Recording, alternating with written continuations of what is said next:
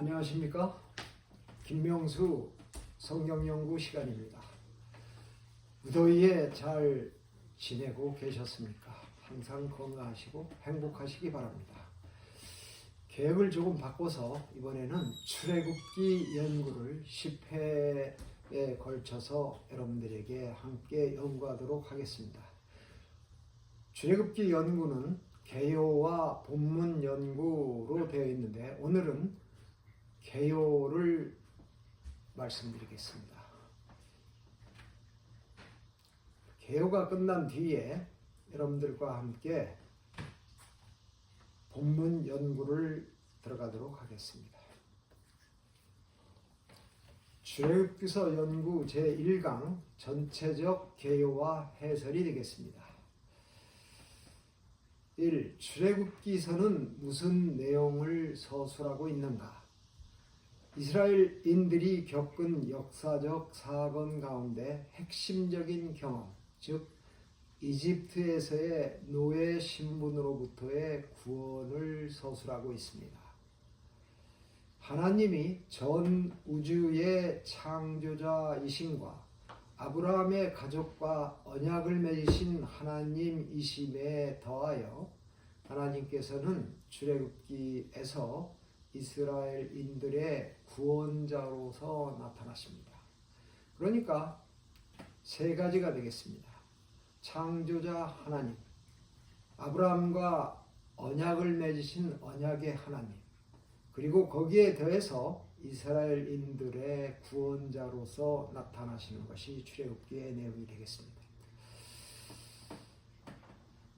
하나님께서 그들을 이집트의 노예에서 구원하시고 그 과정에서 아브라함에게 약속하신 대로 그들을 한 나라로 주조하십니다. 영어로는 네이션 빌딩이 되겠습니다. 창세기 12장 2절에 보면 내가 너로 큰 민족을 이루고 내게 복을 주어 내 이름을 창대케 하리니 너는 복의 근원이 될지라 라는 귀중한 말씀을 아브라함에게 주셨습니다.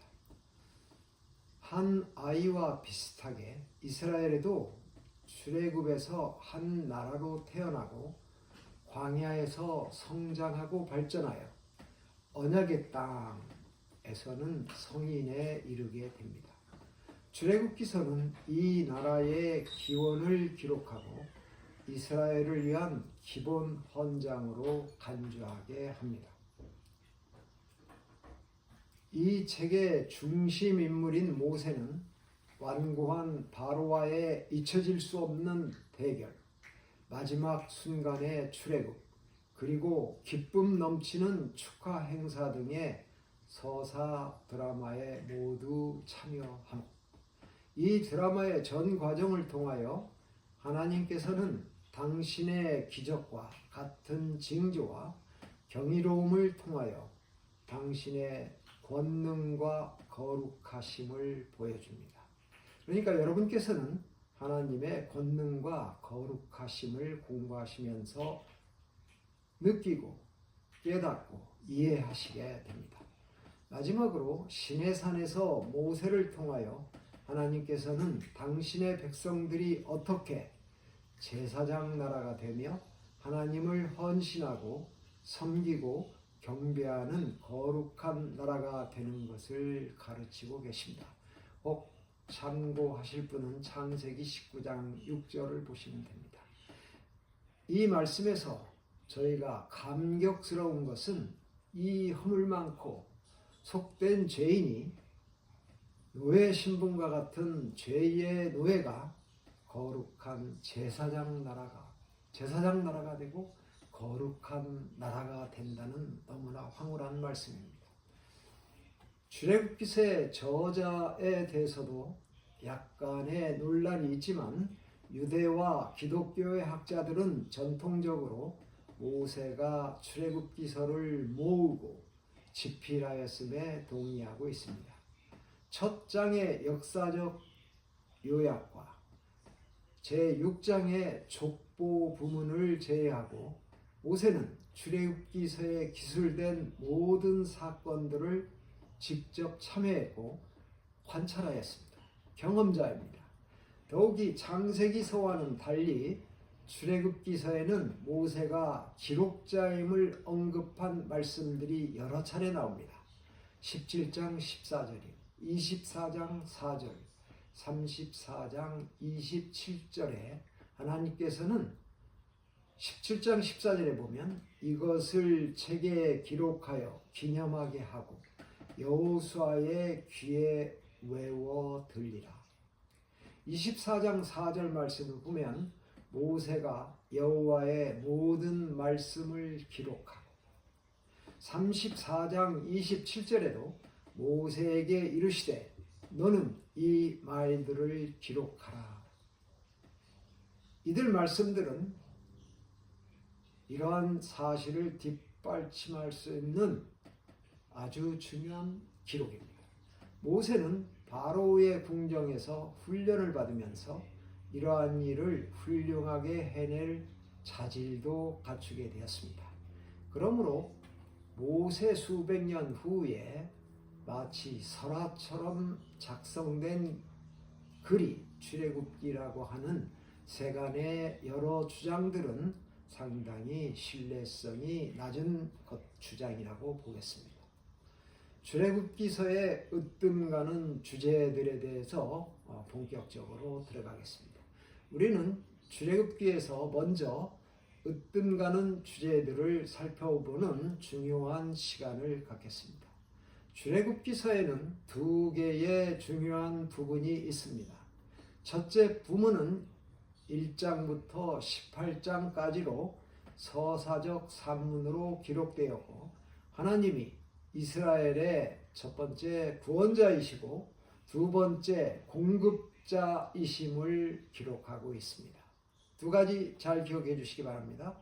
이스라엘의 구원자, 그 다음에 필요한 모든 것들을 공급해 주시는 공급자로 묘사되어 있습니다. 먼저 하나님께서는 물에서의 죽음으로부터 갓난아기 모세를 구원하시고 바로의 궁정에서 최상의 교육을 그에게 공급하십니다. 출애굽기 전체의 내용은 물론이려니와 모세 개인에게도 물에서 구원하시고 또 필요한 모든 것들, 특히 교육, 모든 것들을 공급하셨음을 우리가 깨달을 수 있습니다. 이 궁정과 미디안 광야에서 하나님께서는 당신의 백성들을 노예 상태에서 구원할 도구로 모세를 꼴지으십니다.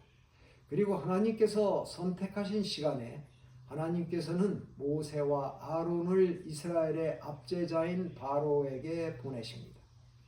기적의 징조들과 재앙들을 펼치심으로써 이집트의 신들과 특히 신격화되었다고 주장하는 바로에게 그들을 초월하는 하나님의 권능들을 시연해 주십니다.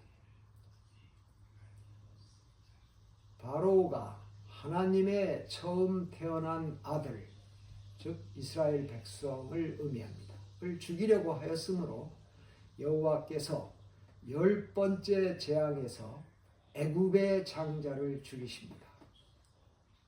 애굽의 장자를 죽이는 중요한 이유가 바로가 사단의 사주를 받아 처음 태어난 아들인 이스라엘 백성들을 죽이려고 하였기 때문에 장자, 이집트의 모든 장자들을 죽이셨다고 해설하고 있습니다. 그러나 여호와께서는 이스라엘 사람들의 장자는 죽음에서 건너뛰시거나 바로 우리가 얘기하는 유월절, 패스오버입니다. 구원하십니다. 그 이유는 그들이 여호와의 백성이며 유월절 잔치에 관한 하나님의 지시를 순종했기 때문입니다. 그리고 유월절 잔치에 관한 내용은 제12장에 나오게 됩니다. 출애굽기 4장 22절과 23절의 말씀에는 너는 바로에게 이르기를 여호와의 말씀에 이스라엘은 내 아들 장자라. 23절입니다. 내가 내게 이르기를 내 아들을 놓아서 나를 섬기게 하라 하여도 내가 놓기를 거절하니 내가 내 아들 내 장자를 죽이리라 하셨다 하라 하시니라 라고 분명하게 경고의 말씀을 주셨습니다. 출애굽기서의 으뜸가는 주제들에 관해서 말씀드리고 있습니다. 이 열 재앙으로 하나님은 당신의 백성을 노예로부터 구출하십니다. 재앙수가 열이라는 데에도 의미가 있습니다. 열이라는 숫자는 1부터 시작해서 10까지 되고 더 이상 숫자가 없는 완전한 한 사이클을 얘기합니다. 그래서 하나님께서 내린 열 재앙은 에집트인들에게 완전한 재앙이 된 것입니다. 하나님께서 주실 수 있는 완전한 모든 재앙을 주셨기 때문에 바로 출애굽할 수 있었다는 사실을 열이라는 숫자에서 여러분들이 좀 기억해 주시기 바랍니다. 홍해에서는 하나님께서 다시 그들을 구원하십니다. 이번에는 애굽의 강한 군사의 힘으로부터 구원하십니다. 노예가 되었던 백성들이 자유케 됩니다. 하나님은 그들의 구원자이십니다. 덧붙여 너무나 당연한 말씀을 드리면 하나님은 우리의 구원자이십니다.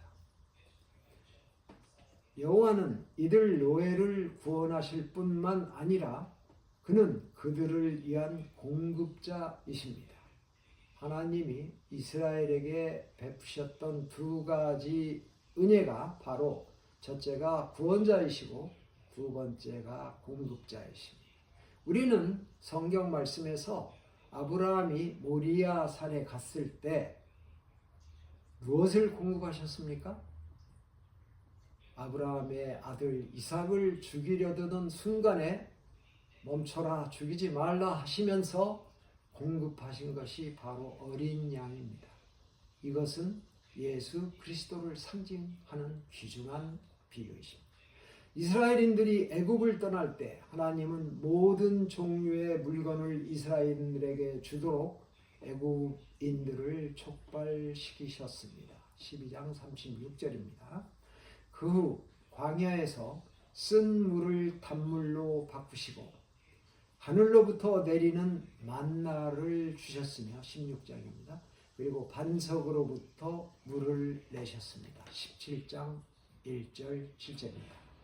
본문 연구에 들어가서 자세히 나오겠지만 사도 바울은 그 반석은 그리스도시라고 했습니다. 그럼에도 이 백성들은 투덜대고 불평했습니다. 그들이 여호와를 칭송하는 노래를 출애굽기 15장 1절부터 21절까지 있습니다. 그들이 여호와를 칭송하는 노래를 끝내자마자 그들은 여호와의 선하심에 대해 투덜대기 시작했습니다. 우리가 무엇을 마실까? 라면서 투덜댔습니다. 그들은 그들의 공급자이신 하나님을 언제라도 신뢰한 적이 있었습니까? 둘째 부문은 상세한 율법과 가르치심, 즉 Laws and Instruction 계속됩니다. 19장부터 40장까지입니다. 그런데 사람들이 율법에 대해서 가지고 있는 개념이 조금 잘못됐습니다. 이것을 설명드리겠습니다. 그러나 이 율법들은 보통의 율법들이 아닙니다. 이들은 바로 하나님의 성품을 보여줍니다. 그들은 하나님을 율법의 시여자와 거룩하신 분으로 보여주십니다. 출애굽기서의 이 둘째 부문은 이스라엘과 조약의 형태로 주어지는 하나님의 자비로운 율법을 기록하고 있습니다.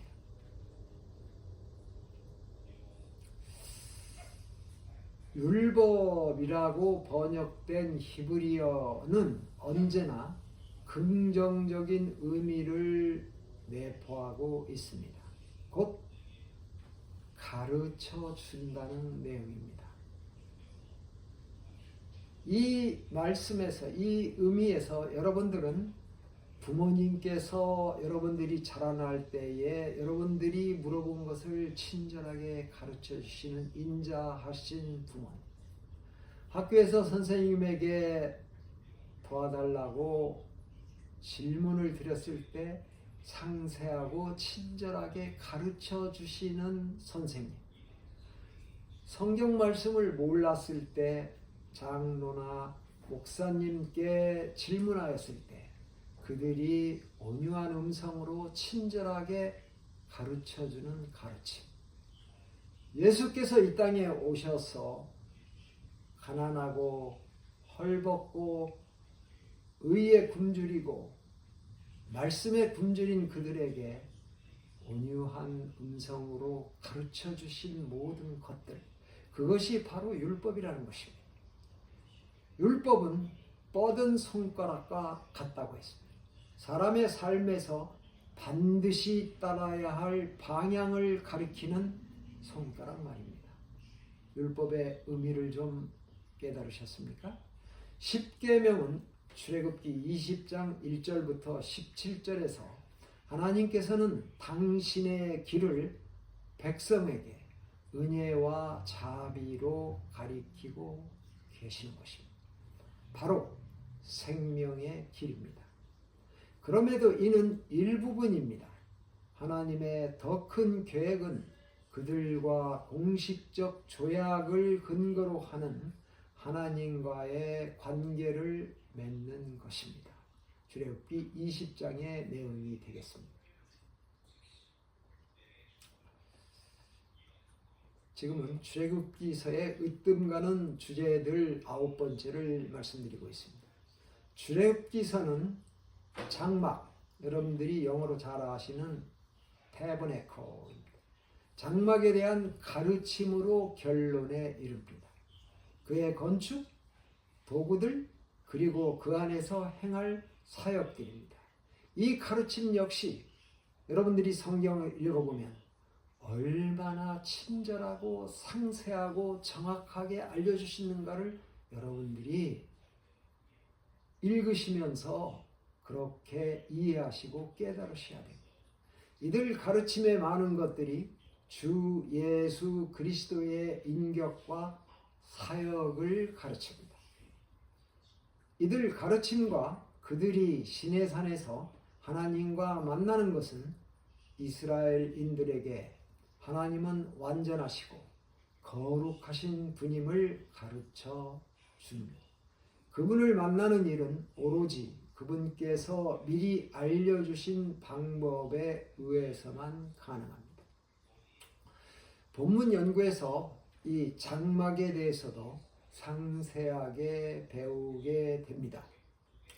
이 장막은 하나님이 불쌍하고 가엾은 자녀에게 와서 함께 계심으로 그들을 고치시키고 그들에게 평안함과 안심을 주고 그들과 함께 하신다는 정말로 거룩한 내용이며, 뜰과 성소와 지성소에서 이루어지는 3단계 과정이 바로 하나님께서 인간들, 우리에게 베풀어 주시는 구원의 과정임을 배우시게 됩니다.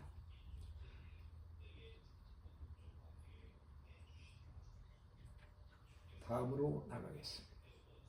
출애굽기서의 끝부분에서 우리는 이스라엘인들이 어떻게 장막을 건설했는지를 39장 33절, 그리고 하나님의 영광이 장막에 가득 임하심에 대해서도 읽게 됩니다. 40장 34절에 있습니다.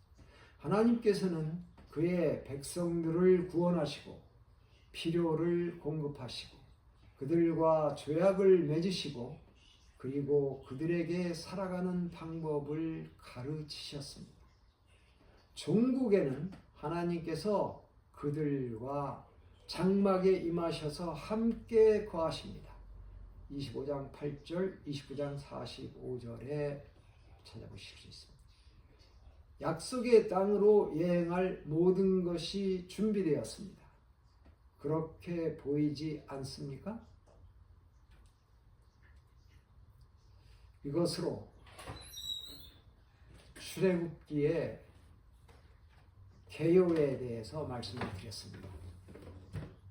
이 출애굽기서의 내용을 제가 요약해서 두 마디로 말씀을 드리면, 종의 상태가 된 이스라엘 백성들을 역사의 현장에서 하나님께서 강한 팔로 구원하신다는 내용이 역사적 내용입니다.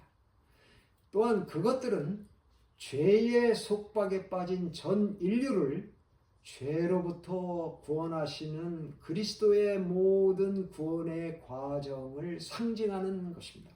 그렇게 두 가지 의미가 출애굽기에 살아있음을 여러분들이 꼭 이해하시고, 앞으로 나오는 출애굽기 본문 연구에서 하나하나 하나님의 거룩한 말씀과 뜻과, 또한 출애굽기서에 나오는 몇 가지 논쟁들도 제가 수백 장의 자료를 준비하였기 때문에 여러분들에게 편견 없이 정확한 내용을 약속드립니다.